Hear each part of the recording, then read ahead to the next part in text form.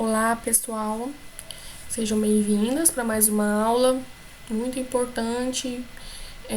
Vocês vão ver que vai ser uma continuidade da última matéria que vocês tiveram, né, sobre noções básicas de enfermagem, meio que uma introdução para vocês conseguirem aprender a lidar com algum contratempo, alguma coisa, né, alguma emergência que poder acontecer dentro do consultório. Isso não é raro, tá, gente? Pode sim acontecer com qualquer um. A gente sempre trata, cura para que não aconteça, né? Por isso que é sempre importante estar conversando com o paciente, fazer aquela anamnese, a ficha dele, igual eu expliquei para vocês. E bati bastante na tecla falando que é muito importante isso. É justamente para evitar essas causas indesejáveis. Bom, então vamos aqui dar início à nossa aula. Vocês vão ver que tem muita coisa ligada sobre as noções básicas de enfermagem. Qualquer dúvida que surgir aqui, eu aconselho que no final da aula vocês voltem, né? Reveja a outra aula para poder estar entendendo melhor. Vocês vão ver que tem muita coisa repetitiva aqui, justamente porque é sobre emergências médicas para a gente saber lidar com caso aconteça no nosso consultório. É o que a gente não deseja, né? Mas caso acontecer, a gente não está isento disso, para ter pelo menos as noções do que fazer, encaminhar e dar primeiros socorros ali para ajudar o paciente. Então vamos lá. Os problemas mais frequentes que podem ocorrer durante o tratamento são esses tipos que vocês vão estar vendo durante toda a aula: a lipotímia, a síncope, a hiperventilação, a hipoglicemia, convulsão, asma, AVC, ataque isquêmico transitório, insuficiência cardíaca congestiva, dor torácica, sobredosagem de anestésico, hipersensibilidade, obstrução respiratória aguda e choque. As primeiras observações quando o paciente apresenta algum distúrbio são com relação a se ela está consciente e respirando ou inconsciente e respirando. Se o paciente estiver consciente e respirando, é uma lipotímia. Se o paciente estiver inconsciente e respirando, é uma síncope. Se o paciente não está consciente e não respira, devemos pensar em casos mais graves. O que seria essa lipotímia? A gente vai estar vendo aqui, tá? Todas as definições, o que é o tratamento para poder saber lidar. Então, vamos lá começar pela lipotímia. A lipotímia ou confusão mental é uma síndrome clínica de perda de consciência momentânea dos sentidos, que pode ter causas neurológicas, cardiovasculares e metabólicas. Pode estar relacionado com algum desses 3 tipos de coisas, tá, pessoal? Os mecanismos fisiopatológicos mais importantes são a diminuição brusca da pressão arterial, a queda do volume minuto cerebral e transtornos metabólicos. O paciente pode apresentar sensação de calor, rubor, se rubor é vermelhidão, tá? Tonteira, palidez, sudorese fria, no caso suor frio, náuseas, o pulso fraco, que eu já expliquei para vocês como que a gente afere o pulso da pessoa, né? Hipotensão arterial, ou então, além do pulso alto, fraco, pode ser que esteja com pulso alto e PA baixa, pressão arterial baixa. Lipotímia, gente, é como se fosse uma vertigem, aquela sensação de desmaio que a pessoa dá. Não chega a perder a consciência, mas a pessoa pode ter uma confusão mental assim, no momento que ocorrer.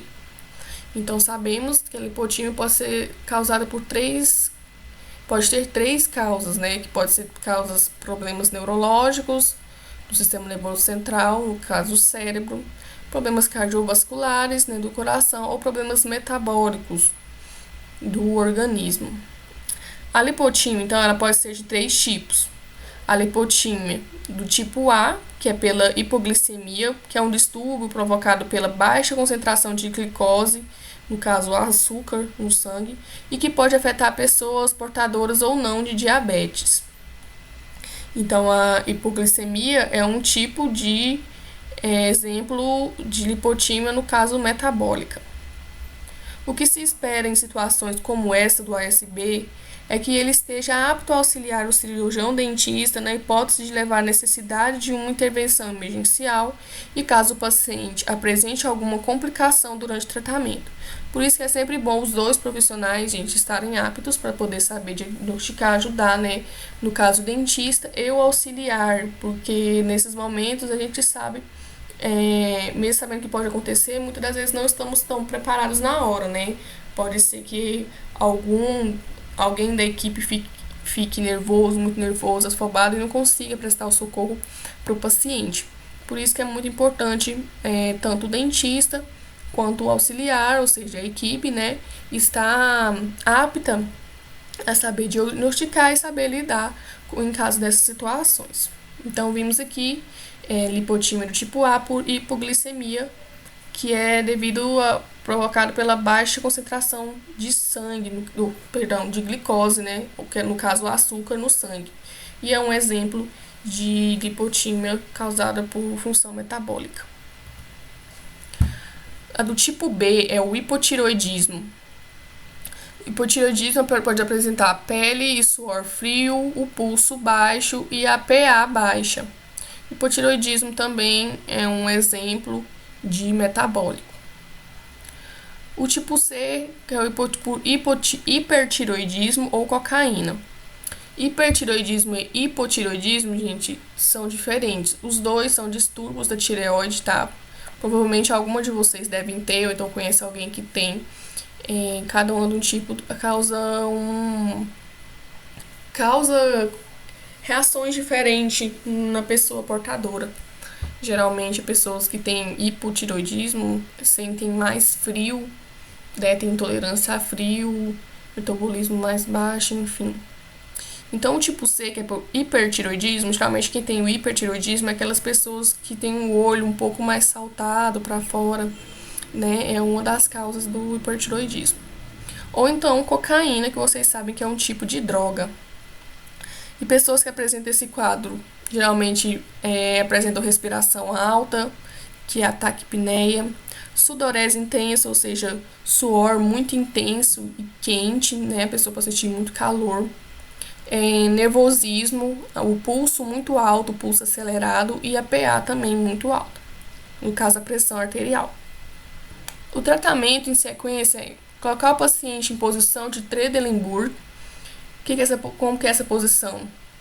Como vocês estão vendo aí na imagem, é uma variação da posição do decúbito dorsal. No caso, decúbito dorsal é a posição que atendemos o paciente, né, deitado, onde a parte superior do dorso é baixada e os membros inferiores são elevados. Você vai afrouxar as vértices do paciente, vai tranquilizá-lo e verificar a respiração e o pulso dele. Administrar oxigênio, inalação de amônia e tratamento em casos mais graves, como o tipo A, tipo A se necessário. E o tipo B, você vai administrar hidrocortisona, 100 mg intramuscular, IM significa intramuscular, tá? Ou adrenalina 1 para 100 mil, 0,3 mg intramuscular também.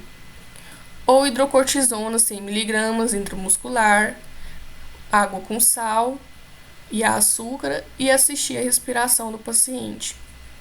Em tipo C, você pode administrar propanolol de 20 a 80 mg. Geralmente quem tem problema de hipertensão toma esse medicamento, esse propanolol. Ou então o Valium de 5 a 20 mg via oral, quando é via oral, tá? E quando é IM é intramuscular, ou seja, injetável. E também do tipo C você pode aumentar o ar-condicionado, né? E aplicar compressas geladas. No caso, ao invés de aumentar, vai diminuir, né? Para deixar mais frio. Então, são esses três os tipos de tratamento para cada tipo de situação. Então, a gente tem que saber identificar, né? Geralmente, o que pode causar também em si é nervosismo, né? Pessoas muito nervosas, ansiosas. A síncope. A síncope é a perda abrupta e transitória da consciência e do tônus postural, que é da capacidade de ficar em pé seguida de recuperação rápida e completa. Ou seja, gente, a síncope é o desmaio. No caso, como a lipotímia, a variação é aquela sensação de desmaio, a perda rápida da consciência. A síncope já é a perda da consciência. A síncope ela possui estomatologia idêntica à lipotímia, apenas acrescida da perda da consciência e pelo agravamento da hipóxia. Tem a hipóxia, o que é? É uma ausência de oxigênio suficiente nos tecidos para manter as funções corporais. É aquilo que eu ensinei para vocês na parte de anatomia básica, né? Que o sangue tem a função, né, de estar transportando oxigênio para o nosso corpo todo, para os tecidos. Então, a hipóxia é isso, é quando o sangue não consegue circular bem, não consegue levar oxigênio para os outros tecidos, organismos. Sem contar que também tem outras células específicas, né, do músculo, e assim vai. Pode acrescentar também a bradicardia, menos de 60 BPM, batimentos por minuto, né, que a gente já viu o que significa bradicardia lá nas noções básicas de enfermagem, que é, no caso, o batimento cardíaco muito baixo, né, e hipotensão e perda da consciência. Então, síncope apresenta a hipóxia, né, que é a diminuição de oxigênio nos órgãos, tecidos, e a bradicardia, quando tem diminuição dos batimentos cardíacos. A fisiopatologia da síncope, no caso dos sinais e sintomas, é a ansiedade, a baixa resistência vascular periférica, baixa PA, no caso baixa pressão arterial, aumento do ritmo cardíaco, calor, palidez, sudorese, taquipneia. Ocorre descompensação, bradicardia, náuseas, fraqueza, hipotensão e a hipóxia. E pode também causar a confusão mental ou até convulsão. Mas geralmente a gente consegue, né, tá identificando uma pessoa quando ela está desmaiada, principalmente quando você vê que ela está muito ansiosa, palidez, a pessoa pode estar sentindo muito calor, e isso são, quando você observar, pode ser sinais da síncope, que a pessoa vai desmaiar. E qual que seria o tratamento? Também a posição de Trendelenburg, que eu mostrei para vocês, né? O paciente deitado, inclinado para trás, com as pernas para cima, que vai facilitar a respiração, vai afrouxar as vestes do paciente, verificar o pulso, a pressão arterial, o oxigênio, amônia e hidrocortisona, a mesma coisa lá da síncope, da lipotímia. A hidrocortisona, no caso, é um medicamento que se chama flebocortide, vai administrar de 100mg intramuscular, ou solumedrol, 40mg intramuscular. Quando eu falar que é intramuscular, quando vocês veem que está o IM, quer dizer então que o medicamento, gente, ele é injetável, tá? Portanto, tem que ser uma pessoa capacitada para poder estar administrando essa medicação. Você pode também estar colocando amônia na região do nariz da pessoa para ela estar cheirando, né, na hora que ela respirar, para conseguir voltar à consciência. A síncope pode apresentar 3 tipos. O tipo A, respiração aumentada, o pulso aumentado. O tratamento é o descrito anteriormente, que acabamos de falar agora. O tipo B é a respiração diminuída e o pulso aumentado. O tratamento consiste inicialmente em respiração boca a boca e o paciente voltando a si, seguir a sequência do tipo A. E o tipo C, respiração diminuída com pulso diminuído. Providenciar socorro urgente. De qualquer forma, dessas, gente, é sempre aconselhável o paciente passar por essa situação, mesmo ele voltando à consciência, é recomendado, né, pelo menos, a levar no pronto-socorro para poder dar os primeiros, para saber fazer exames, né, passar pelo médico para entender o motivo de ele ter levado ele a essa condição. Recuperação cardiopulmonar. Recuperação cardiopulmonar consiste em respiração boca a boca, massagem cardíaca externa. Você vai colocar o paciente no chão, fazer uma compressão por segundo. A cada 5 compressões, você vai fazer uma respiração. Após 5 minutos, você vai aplicar adrenalina 1 para 1000. ICC, que significa 1 miligrama, tá? Intramuscular. Insistir durante pelo menos 25 minutos. Ou seja, essa manobra que você vai fazer, que eu também já mostrei na última aula de noções básicas de enfermagem, que consiste na manobra de ressuscitação, né? Colocar o paciente deitado. Na hora que for fazer as compressões, não pode flexionar o braço, os braços retos. Primeiro localizar a região, né? Cruzar a linha imaginária entre os mamilos, com os braços retos, as mãos cruzadas uma em cima da outra, e colocar apenas o peso do corpo, mas com cuidado também, né, gente, para não estar quebrando as costelas do paciente. Vocês podem estar vendo aí na imagem mais ou menos a posição que você vai estar. A parada cardiorrespiratória. Você vai colocar a palma da sua mão 2 centímetros acima do osso central do tórax, que é aquele osso externo, e a outra sobre a primeira. Vai encolher os ombros para frente, fazer pressão para baixo e soltar. E em seguida você vai soltar. Não altere a posição das mãos. Você vai repetir a primeira etapa para comprimir o coração 80 vezes por minuto.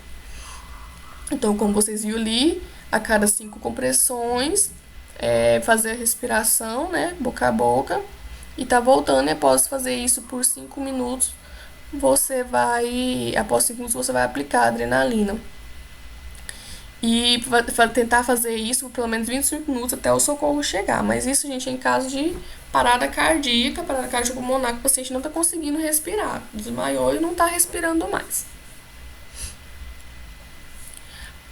Então, continuando aqui embaixo, parar a cada 15 compressões e aplicar 2 respirações boca a boca a cada intervalo. Vai sentir o pulso a cada 4 ciclos completos de 15 compressões e 2 respirações boca a boca. Interromper a compressão assim que sentir o pulso. E continuar a respiração até que o paciente volte a respirar.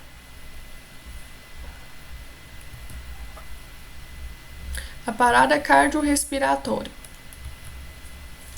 Você vai procurar ajuda médica, se possível, deixar o paciente sobre uma superfície firme e com os dedos retirar da boca qualquer sujeira, coágulo, dentadura ou alguma coisa que esteja dentro da boca do paciente, né, caso esteja fazendo algum procedimento. Vai inclinar devagar a cabeça do paciente para trás. Vocês também já viram isso na última aula, né? Inclinar levemente a cabeça do paciente para trás para poder conseguir desobstruir a via aérea do paciente. Então, vai colocar uma das mãos sobre o pescoço, erguendo ele para trás. Pressione a testa da pessoa com a parte posterior da palma da mão e retire a mão da testa da vítima e tampe as narinas dela e inspire. Então, você vai inspirar, vai puxar o ar para o seu pulmão e depois expirar, né, levando o ar para o pulmão do paciente. Então, coloque sua boca sobre a boca da vítima, inspire e expire, transferindo o ar para os pulmões dela. Procure ouvir o ar deixando os pulmões da vítima.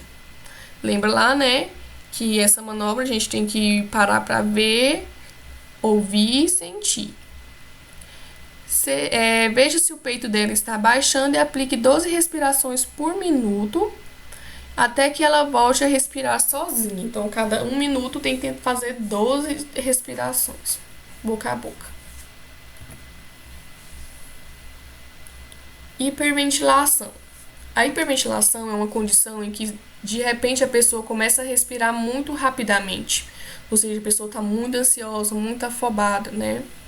A respiração saudável, ela consiste em um equilíbrio entre respirar oxigênio e expirar dióxido de carbono. Como eu expliquei para vocês na aula lá, né, de noções básicas de enfermagem, a gente também afere a respiração, né, a frequência respiratória do paciente, que tem uma frequência correta para cada idade. E na hiperventilação, esse equilíbrio é mais perturbado porque a pessoa exala mais do que inala, levando a uma rápida redução do dióxido de carbono no corpo. É o que pode levar, né, à hipóxia que eu expliquei para vocês. Acomete geralmente pacientes jovens e ansiosos e caracteriza-se pela taquipneia causada pela ansiedade. Clinicamente, o paciente com hiperventilação apresenta sequência de taquipneia, agitação, falta de ar, tonteira, formigamento nos dedos e região perioral, no caso região da boca, né? E pode apresentar convulsão também, em casos mais extremos, e perda da consciência, no caso da síncope, que é o desmaio. Então, o tratamento é colocar o paciente em posição semi-ereta, né? Vai acalmá-la, no caso, vai acalmá-la e controlar a respiração. Vai forçar o paciente a respirar em um saco de papel ou de plástico. Pode ministrar nele diazepam. Diazepam é um calmante, tá, gente? 10 mg intramuscular. Nas consultas futuras, para medicar o paciente com ansiolítico. No caso, ansiolíticos são os medicamentos para que haja no sistema nervoso central para controlar a ansiedade, essas coisas. A hipoglicemia. A hipoglicemia é o termo médico usado quando há uma redução dos níveis de glicose do açúcar no sangue. É uma lá do tipo de lipotímia que a gente viu no início, né, metabólica. O que a glicose? Como a glicose é a principal fonte de energia do organismo, no caso o açúcar, a ocorrência da hipoglicemia produz sinais e sintomas típicos, como a fraqueza, suores, tremores e outros, que só desaparecem se o nível sanguíneo de glicose for corrigido.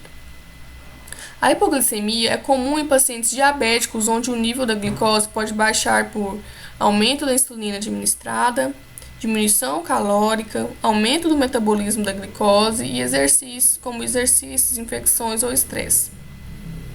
Geralmente, o paciente diabético é capaz de diagnosticar sua própria hipoglicemia antes que se agrave. Ou seja, essas pessoas geralmente já estão acostumadas com esse tipo de situação, né? Por isso que é bom também a gente saber que a pessoa é portadora da doença, ou então algo do tipo. Tem pessoas que têm hipoglicemia, mas que são hipoglicêmicas, porém não têm diabetes também, né? Por isso é sempre bom estar perguntando para o paciente.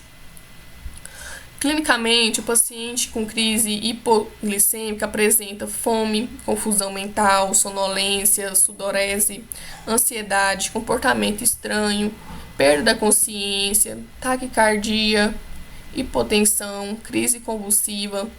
E o tratamento em sequência para a hipoglicemia consiste em oferecer água com açúcar ou doces para poder levar, né, os níveis de açúcar no sangue, levar a glicose. E em caso de perda de consciência, são indicadas o glucagon, 1 mg intramuscular, solução de glicose de 50 solução de glicose a 50, né, de 50 ml endovenosa, que é a dextrose, a hidrocortisona, que é aquela que eu falei para vocês, que é o flebocortide de 100 mg intramuscular. Após cobrar a consciência, soluções açucaradas via oral, ou seja, pedir para o paciente ingerir doce.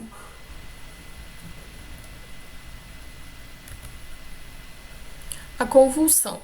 A convulsão ocorre quando há uma atividade elétrica anormal do cérebro.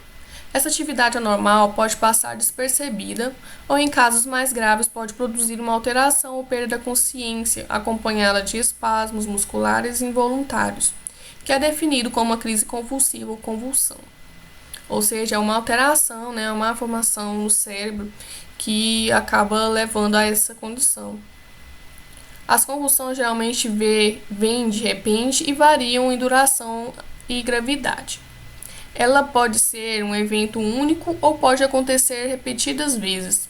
Pode apresentar secreção espumosa pela boca, cianose, após a crise, letargia, confusão mental e amnésia. As medidas a serem tomadas é afastar objetos que a vítima possa atingir, como os braços e com as pernas, não tentar manter a pessoa imóvel, como a gente já explicou também, né, gente, lá na outra aula. Afrouxar as roupas ao redor do pescoço da vítima e não colocar nada em sua boca. Nem o dedo, gente, por favor, não tentem colocar o dedo na boca do paciente, tentando desenrolar a língua, que o paciente, a pessoa, ela não vai engolir a língua, tá? Verificar se a pessoa se machucou, deite-a de lado e cubra com um cobertor. Então, como vocês estão vendo aí na imagem ao lado.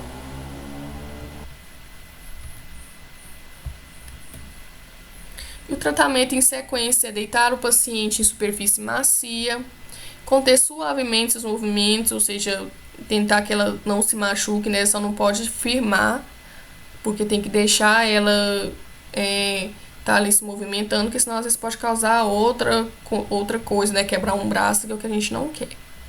Permeabilizar vias aéreas, oxigênio, aspirar secreções, observar os sinais vitais dela. E o estado epilético, que são convulsões prolongadas. Aplicar diazepam, 10 mg intramuscular e remoção hospitalar. Eu aconselho sempre, após passar uma crise convulsiva e se possível até durante, né, chamar o socorro, porque é muito importante que a pessoa tenha um atendimento médico após essa crise. O que fazer então numa crise convulsiva? Você vai dar espaço para a pessoa, afastando os objetos que estejam próximos, não impedir os movimentos da vítima, proteger a cabeça dela e retirar os óculos. Se possível, evitar que a pessoa caia bruscamente no chão, permanecer ao lado da vítima até que recupere a consciência, cronometrar o tempo de convulsão, né, muito importante, e virar a pessoa de lado. A asma é uma doença inflamatória crônica das vias aéreas. O pulmão do asmático é diferente de um pulmão saudável. É como se os brônquios deles fossem mais sensíveis e mais inflamados, reagindo ao menor sinal de irritação. Caracteriza-se por broncoespasmos reversíveis envolvendo as vias aéreas inferiores. Os fatores desencadeantes podem ser exercícios, ar frio, tensão emocional, infecções respiratórias, poluentes do ar, alergias também, né? E clinicamente pode apresentar dispneia crescente, chiado respiratório, expiração prolongada, ou seja, a pessoa está exalando o ar, soltando o ar, não numa frequência normal, né? Respiração usando a musculatura intercostal, taquicardia, tosse e ansiedade. O tratamento em sequência seria colocar a pessoa em posição ereta, administrar os broncodilatadores inalatórios, no caso essa bombinha do lado aí que vocês estão vendo, que é o Aerolin ou o Alupente, qualquer um desses dois. O oxigênio, né, de 5 a 6 litros por minuto e a adrenalina de 1 para 1.000, 0,3 ml intramuscular, em casos mais graves.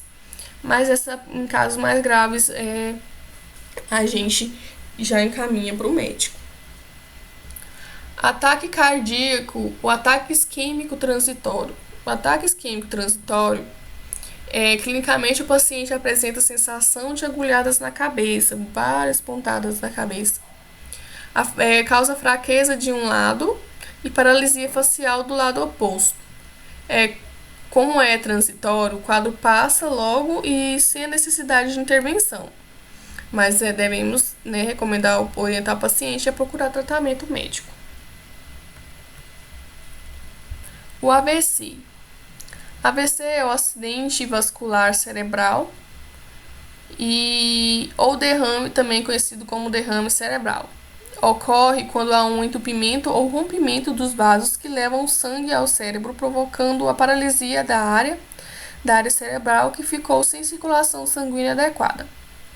O AVC também é chamado de acidente vascular encefálico E clinicamente o paciente apresenta como sinal característico uma dor de cabeça intensa, como se fosse uma punhalada na nuca.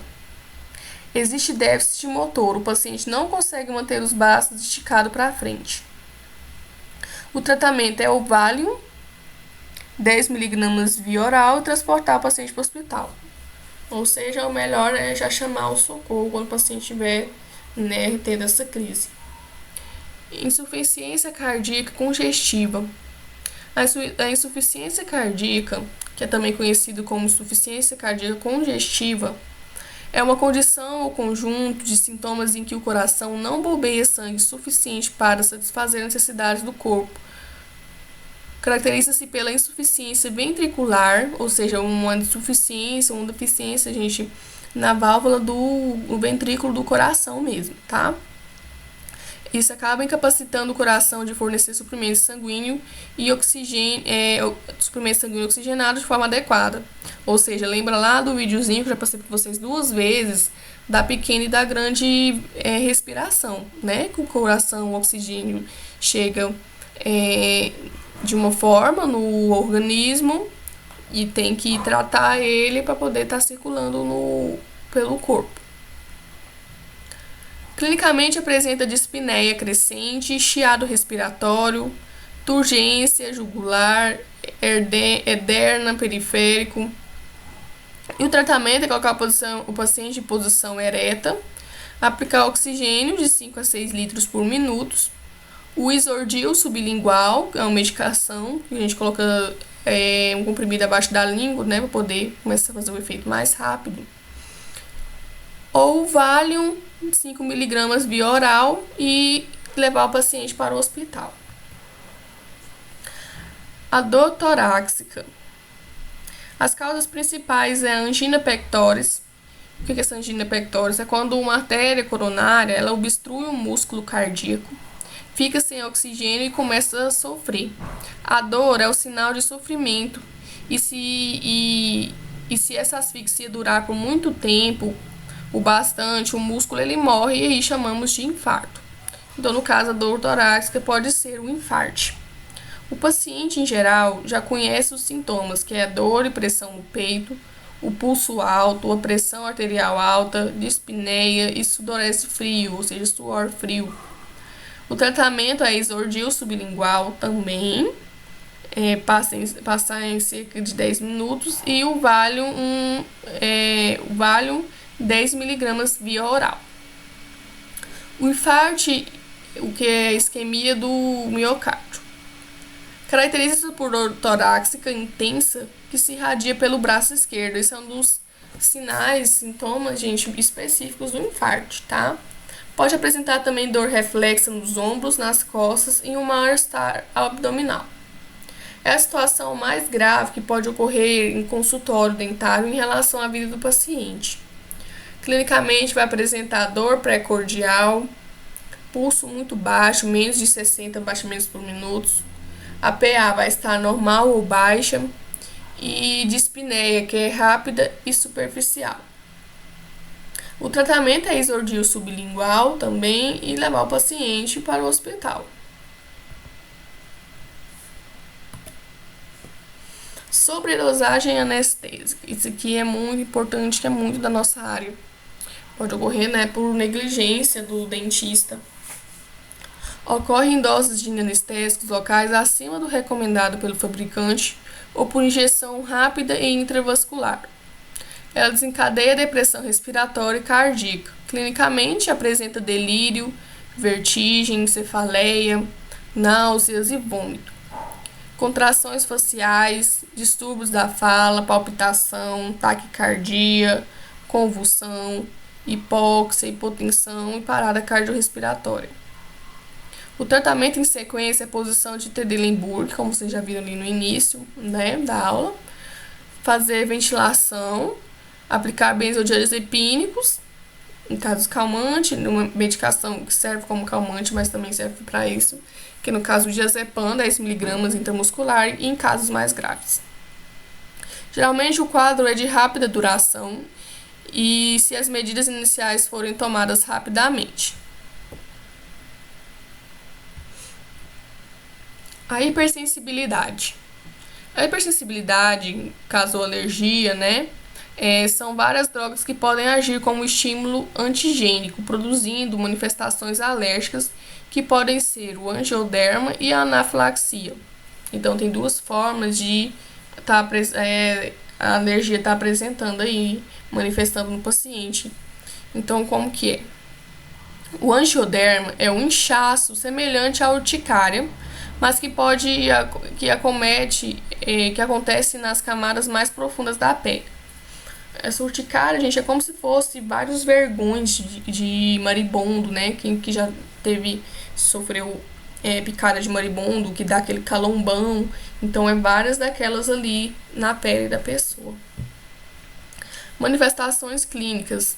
Edema nos lábios, edema na língua, nas pálpebras, ocasionalmente outros sítios, eventualmente edema de glote. Edema de glote é quando a pessoa não consegue respirar, né? Quando vai fechando a glote dela devido ao inchaço.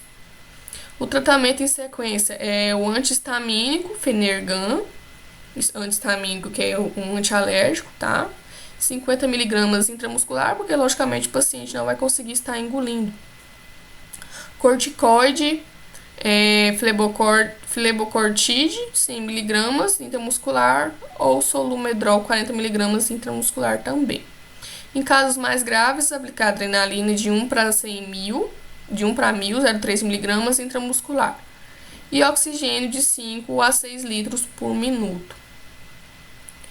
Já a anafilaxia é outra forma de manifestação de hipersensibilidade, de alergia. Clinicamente, se o início dos sintomas aparecem em um período inferior a 60 minutos, existe grande possibilidade de antifilaxia. Causas por sensibilidade à penicilina, no caso antibiótico, tá? No caso da penicilina, é um princípio ativo da amoxicilina, que todo mundo conhece. Soro, alergia a soro, a sulfas, que também é outro tipo de antibiótico. Contrastes iodados, esses contrastes geralmente é usado para fazer certos tipos de exames. O AS, conservantes de anestésicos locais, que no caso é o parabeno. Geralmente, pessoas que têm alergia a anestésico, geralmente quando o anestésico é administrado por aqueles tubetinhos de plástico, tá? Porque igual aqui, como vocês estão vendo aqui, nessa seringa, esse tubetinho aqui, onde vem a anestesia, a gente chama de tubete. E esse tubete ele pode vir dessa forma de vidro ou nessa forma também, só porque ao invés de ser vidro é plástico. E por ser plástico, então tem que ter um conservante. Geralmente muitas pessoas têm alergia a esse conservante. Clinicamente, a pessoa vai apresentar sem manifestações cutâneas, vai apresentar mal-estar, chiado respiratório, dispneia, tosse seca, cianose, desconforto abdominal, taquicardia, incontinência urinária, arritmia cardíaca, parada cardiorrespiratória, hipotensão. Com manifestações pode ou não apresentar manifestações cutâneas, eritemas, que são os vergões, placas urticariformes, que é a urticária, prurido que é coceira, e o angioedema, perdão. O choque. O choque é uma das causas deles, são as hemorragias. Resultam do rompimento de vasos ou artérias sanguíneas dos tecidos e órgãos quando são, por exemplo, lesionados devido a algum trauma nos acidentes automobilísticos, atropelamentos, quedas, entre outros. O choque ocorre através da redução do volume de sangue circulante no nosso corpo, ou seja, uma redução muito drástica, né? No consultório odontológico, as hemorragias podem ocorrer durante uma cirurgia oral, quando o vaso ou artéria for lesionado, ou quando a realização de uma extração dentária. Neste caso, haverá a fatiniorragia, que é a hemorragia do alvéolo dentário, e o alvéolo é a cavidade óssea onde fica alojado o elemento dentário. Eu coloquei mais para vocês entenderem. O alvéolo esse osso, o buraco onde fica alojado o dente, tá? É o osso específico da boca, de onde fica alojado o dente. O tratamento é posição supina, paciente deitado, em superfície dura. Vai aplicar adrenalina de 1 para 1000, 0,3 ml intramuscular, e antihistamínico, Fenergan, no caso que é o antialérgico, 50 mg intramuscular, ou corticoide, o flebocortide, 100 mg intramuscular também, ou solumedrol, de 40 mg intramuscular, e remoção hospitalar. Mas geralmente essas hemorragias bucais de cirurgia são bem fáceis de controlar diretamente no consultório com algumas outras formas que vocês vão estar vendo aqui. As grandes hemorragias podem levar ao indivíduo à morte devido ao choque. Portanto, é vital importância tentar parar o sangramento. Devemos promover a hemostasia, que no caso de lesões é realizada através do garroteamento do membro afetado ou comprimida ferida sempre que possível. Nas fatiniorragias, no caso da hemorragia, né, no caso do alvéolo, as condutas para realizar a hemostasia é a compressão, no caso do esmagamento ósseo. A compressão é quando a gente fica pressionando ali com a gaze por bastante tempo, tá? Até parar, até o sangue conseguir coagular. Achatar o trabeculado ósseo com auxílio de um instrumento rômbico compacto, ou seja, tentar apertar aquela região, né? E esse processo pode aumentar também o traumatismo local e, consequentemente, a hemorragia se mal operado. Pode utilizar também cera óssea, que é um preenchimento da cavidade óssea com uma cera própria, específica para esse caso, e uma sutura muito consistente, e aproximar bem os bordos da ferida, impedindo a saída do sangue da lima maior da área. Ou seja, a gente vai tentar fazer uma sutura bem mais arrochadinha, né? De forma que aproxime os dois lados para poder fechar aquela região, para não ficar sangrando. O tamponamento. O tamponamento ele consiste em tampar a cavidade de sangramento e pode ser interno ou externo. O interno você vai suturar, né, o dentista, na verdade, vai suturar a cavidade sangrante com alguma substância, no caso espuma ou o osso liofilizado, hidroxapatita, como vocês estão vendo aqui no lado. Tem uma esponjinha que chama Hemospon, né, que a gente costuma colocar, que ela ajuda a coagular o sangue. E se for do tipo externo, vou fazer um bloqueio da ferida com tampão ou gaze, ou OSE, que é o óxido de zinco eugenol, o material utilizado pelo dentista. Vai fazer isso concomitantemente a sutura e remover de 4 a 7 dias. Ou seja, o que seria isso, esse bloqueio externo? Após o dentista fazer a sutura, né? Ou então até colocar essa esponjinha, essa espuminha dentro do osso.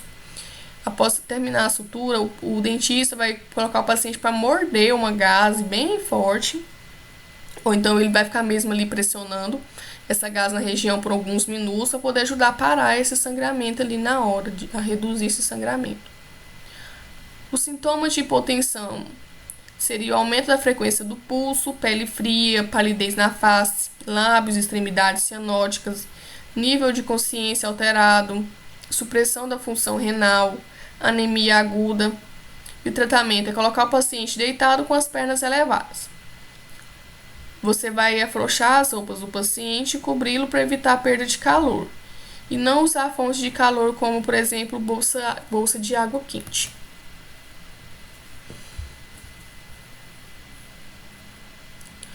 Obstrução respiratória aguda. Com a aspiração, no caso a pessoa aspira, né, corpos estranhos, pode causar obstrução respiratória aguda de tal forma que o reflexo da tosse pode ser ineficaz para expulsá-lo. Ou seja, quando você está fazendo ali o tratamento ou algum procedimento da boca do paciente, por algum motivo, ele acaba aspirando aquilo ali, né, sem querer, vai para lá nas vias aéreas dele. Então eu fico ali tentando tossir para poder remover, né? É uma coisa meio que automática no nosso organismo também, só porque às vezes só com a tosse não consegue. Então, no caso, seria tosse excessiva, insuficiência respiratória, agonia, ansiedade, pânico, cianose e hipóxia. O tratamento é a compressão abdominal com o paciente de pé inclinado para frente, no caso a manobra de Reinert, que eu já expliquei bastante para vocês também como que funciona.